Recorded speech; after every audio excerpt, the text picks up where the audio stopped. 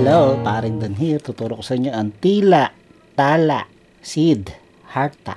So, madali ang tutorial lang ito. Bali yung mga chords, yung mga patterns, yon ang ating kakabisaduhin dito, okay? E-standard ang gitara, gagamit tayo ng kapo sa first fret intro. Itong intro, ito rin ang pang verse, okay?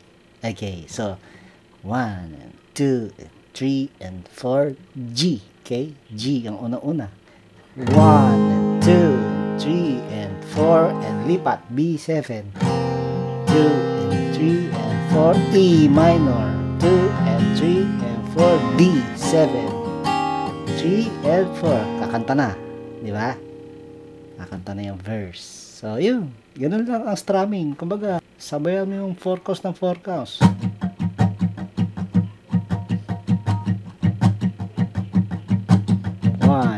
Two and 3 and 4 and 1 and 2 and 3 and 4 and masanay ka dyan sa pagtsitsempo, okay? Para magets mo kung kailan lilipat ang yung mga kamay, okay? So yun, madali lang yung unang pattern natin, pang intro at pang verse. Susunod ay pang pre-chorus. Bali, itong unang verse, napakaikli lang.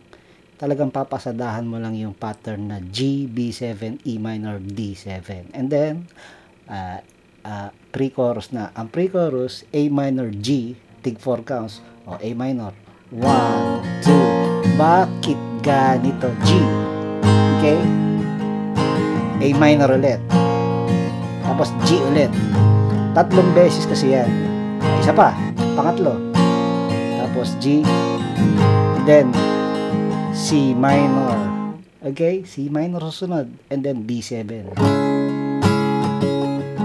D7. Ganon. Nga pala, kanina yung verse, yung unang verse, ganon ang D7 mo. Di ba? Sa unang verse, tumitigil yung D7.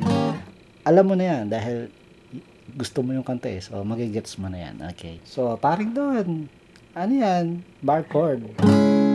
Wala bang pamalit? Ito ang aking ginagawang pamalit sa bar chord eh.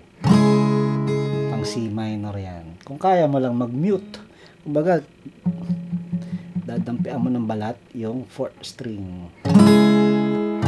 Magiging C minor na siya. And then, bago mag-chorus, merong parang interlude. Okay? So, G, 2, 3, and 4, and then A. 2, 3, and 4, and then G, 2, 3, and 4, and then D7. And then, saka magko-chorus.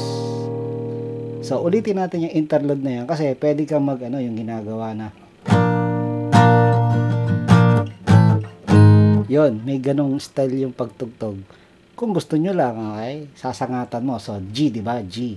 1, 2, 3, and 4. Siyempre, dahil may effect na bumababa yung chord, kailangan mag-bar chord ka. Ang A mo, dapat bar chord A.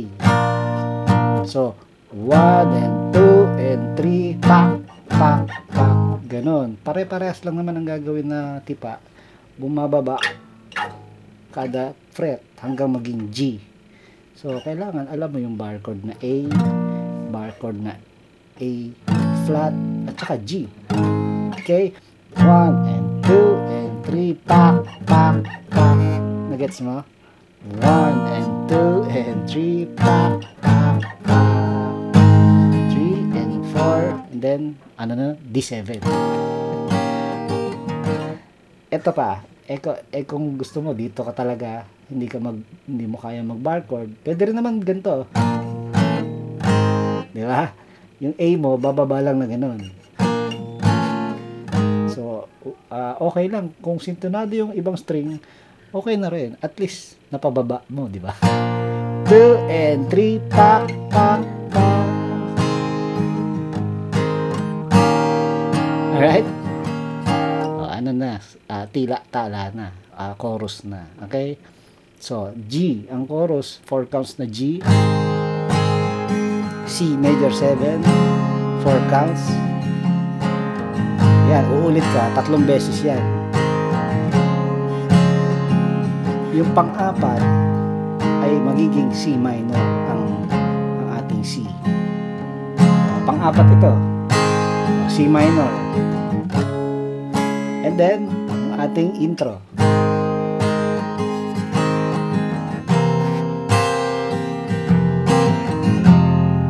Okay?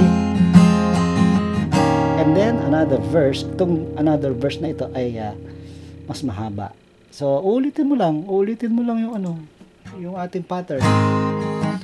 Pilit na kinukubli, raramdaman.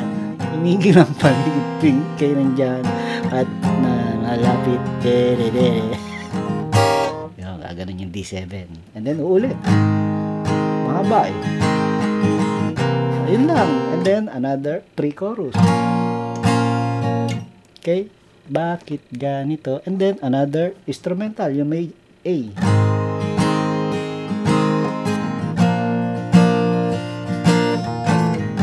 Yun, may ganon. Okay? And then, D7, di ba? Oh. And then, tila-tala. Chorus. So, matatapos tayo. And then, yung bridge. Yung lang din, ating verse pattern. Yung malabong malabo, malabong malabo. Ayan. Same pattern lang sa verse. Okay? And then, ayan.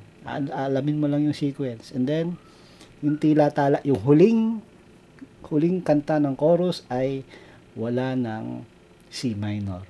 Alright? Tatapusin mo na lang siya sa G. So, kakantahin mo yung chorus and no more C minor. So, puro G and C major 7 ka na lang.